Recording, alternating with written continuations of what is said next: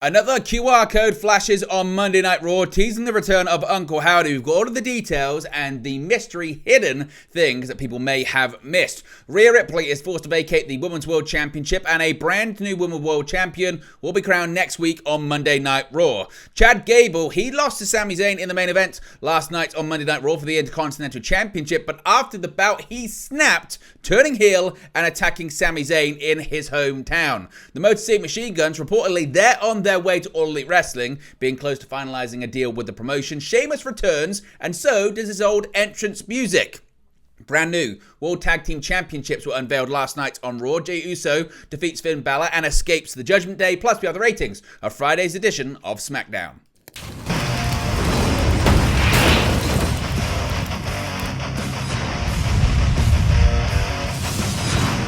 Hey guys, welcome back to Wrestling News 365. Hope everyone is doing very well. As always, plenty of news stories to get into in the world of professional wrestling. Let's start off with the latest tease for a returning Uncle Howdy or Bo Dallas, whatever the character he's going to be playing on WWE television.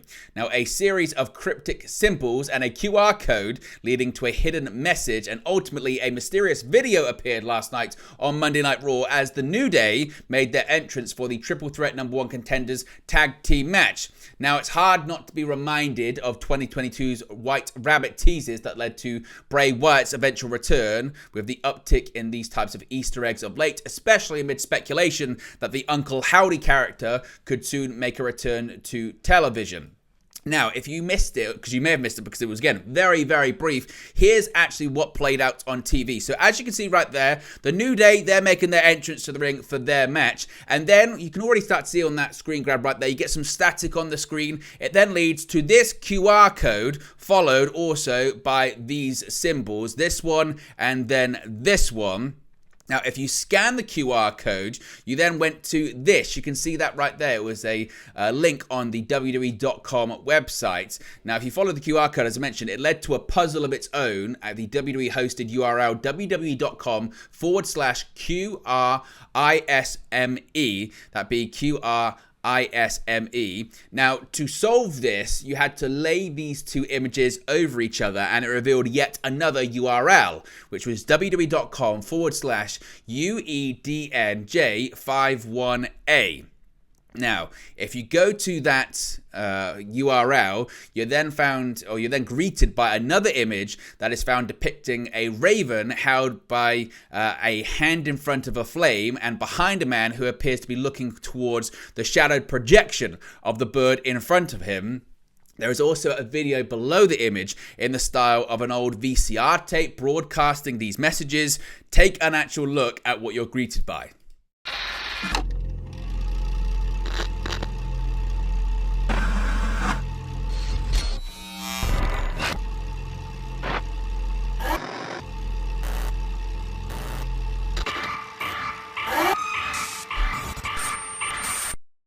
Now, Wyndham Rotunda's real-life brother, that being Taylor Rotunda, formerly known as Bo Dallas, has been rumoured to make an eventual return as the Uncle Howdy character who ran alongside Bray Wyatt in his final WWE run, and the conjecture has only heated up since the release of the Wyatt documentary Becoming Immortal on Peacock, in which, of course, it ended with a tease of its own right at the end of it, teasing the return of Uncle Howdy to WWE TV. So, what do you make of these teases? Do you like them? Don't you like them?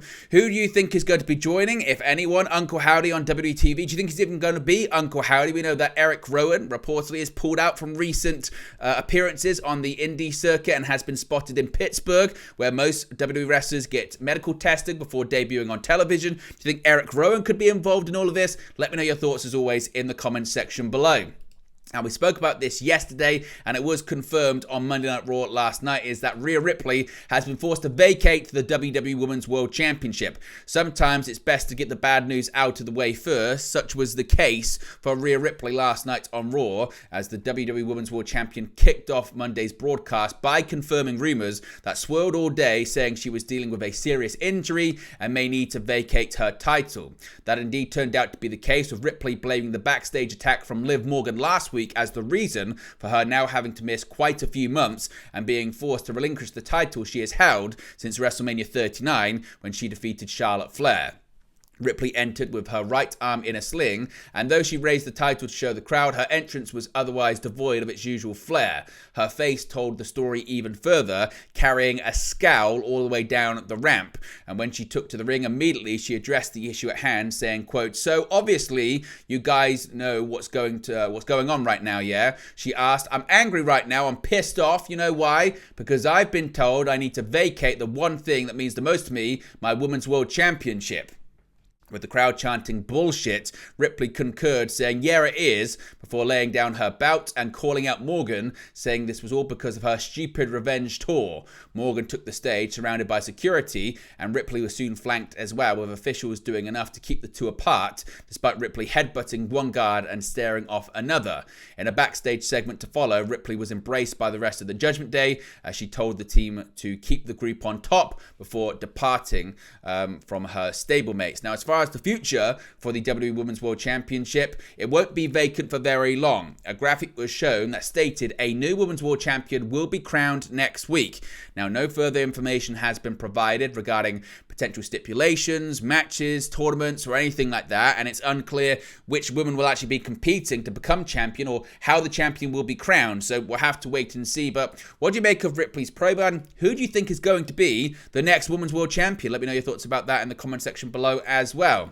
And we saw a huge heel turn to conclude last night's edition of Monday Night Raw, with WWE returning to Montreal for the first time since its oh-so-close moment for the WWE Undisputed Universal Championship at Elimination Chamber in February of 2023. Sami Zayn rode the hometown feeling throughout his Intercontinental Championship match against Chad Gable, all the way to a hard-fought victory last night on Raw. And then, while Zayn lovingly embraced his family at ringside, Gable returned and snapped, beating Zayn from pillar to post, quite literally, ending their friendship and channeling a darker, more vicious side of himself. Now, following Jey Uso's victory over Finn Balor, the Yeet Master made his way through the crowd to the outside of the Bell Center, where he stumbled upon Zayn, staring up at the building and reminiscing about the times he came there as a fan. The former Bloodline allies exchanged pleasantries, and Zayn got fired up, dancing through the concourse, firing up the crowd, and even crossing paths with the Montreal Canadiens, former Montreal Expos mascot as well. With the crowd chanting for their hometown hero from the start, the match was a toss-up for most of the way through. Zayn nursed an ankle issue for most of it, of which Gable would look to try and take advantage of, with multiple ankle lock attempts to no avail, including a final submission attempt that led to the finish. After Zayn rolled out, he hit an exploder and a haluva kick for the victory. Following the match, Zayn helped Gable up. The challenger raised his hand in approval and left the ring. As the champion celebrated with his family, Gable ripped Zayn right out to the arms of his wife, hitting a German suplex and sending the show to its credits, with Zayn grapevine through the corner ropes and Gable hanging on to an ankle lock from the top turnbuckle. What did you make of the match? What did you make of the angle? And what do you think this means for Chad Gable moving forward now as a heel? And do you think it means the end of the Alpha Academy? Let me know your thoughts about that as well.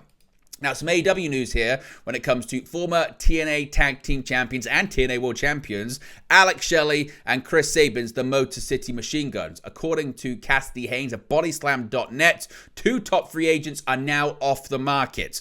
The Motor City Machine Guns, Alex Shelley and Chris Sabin, became free agents this month after their contracts with TNA wrapped up at the end of March, last competing as part of the March 23rd, 2024 set of television tapings, which took place in Philadelphia.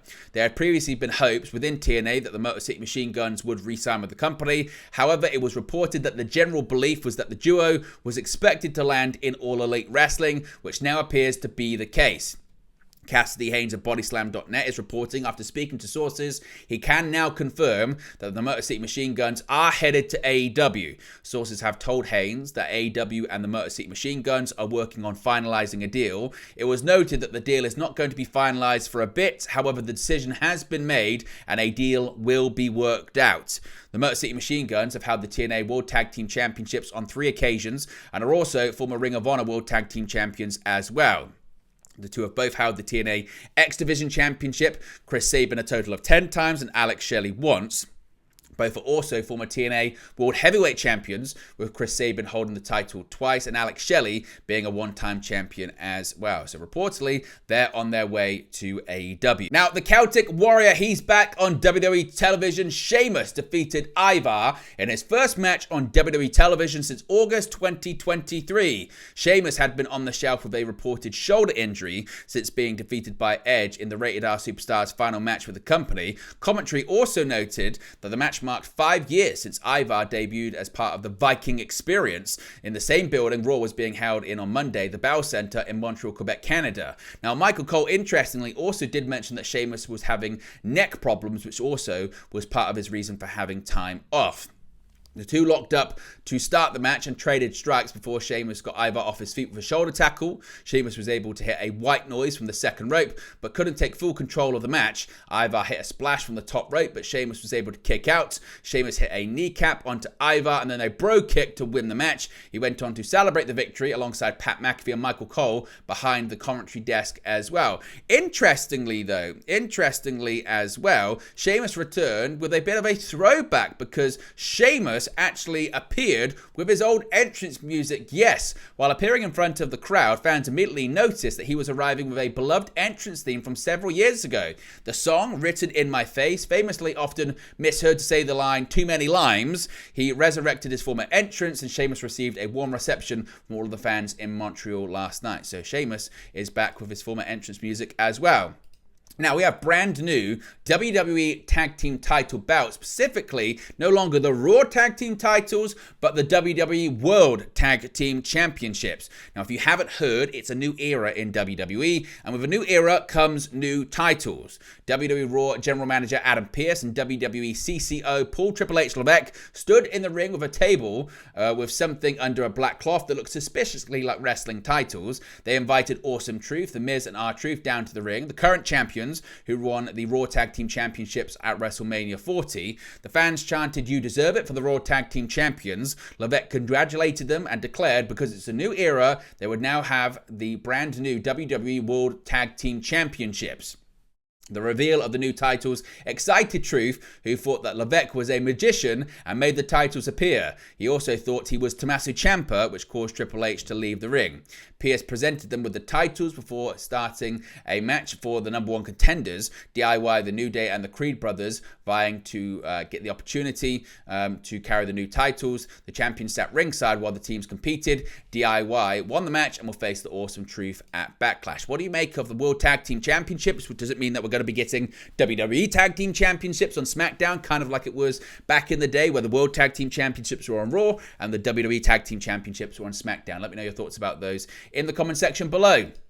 Speaking of titles, of course, Jey Uso is the number one contender for the WWE World Heavyweight Championship. A number one contender, Jey Uso got his third win in a row following last week's Raw victory and his victory over Jimmy Uso at WrestleMania as well. Uso defeated Judgment Day member Finn Balor, but was beaten down by the stable for his efforts following his victory. Uso was introduced before the match by undisputed WWE champion Cody Rhodes, who said Raw would soon belong to Uso. Uso told Rhodes he could handle the match on his own, so the champion went to the back.